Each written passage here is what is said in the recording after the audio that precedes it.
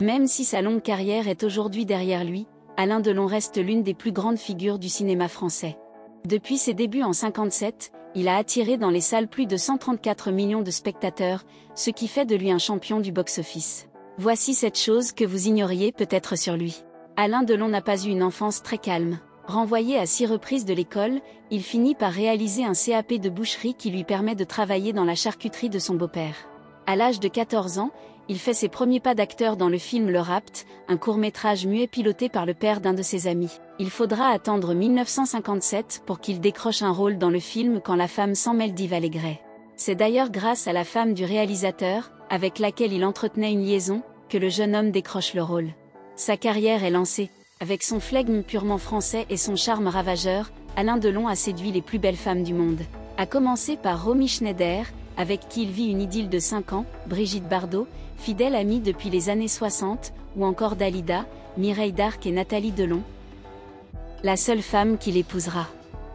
Il a aussi donné la réplique à d'autres femmes comme Catherine Deneuve ou encore Claudia Cardinal dans Le Guépard en 1963.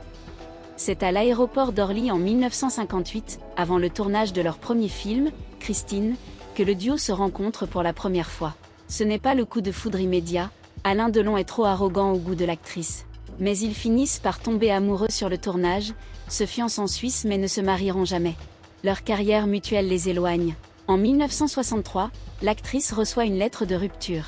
10 ans plus tard, ils se retrouvent sur le tournage du cultissime La Piscine qui laisse entrevoir une complicité toujours intacte. Au début des années 60, Alain Delon est déjà perçu comme acteur phare de la scène internationale en accédant au rang de star grâce à son rôle de Monsieur Ripley dans le film Plein Soleil de René Clément et dans Rocco et ses frères de Luchino Visconti. Il décide alors de conquérir l'Amérique. De 1965 à 1966, il tourne dans 3 films outre-Atlantique, le thriller Les Tueurs de San Francisco, le western parodique Texas, Nous voilà et le film de guerre Les Centurions. Malgré cette belle incursion à Hollywood, Alain Delon n'y connaîtra jamais le succès qu'il a en Europe.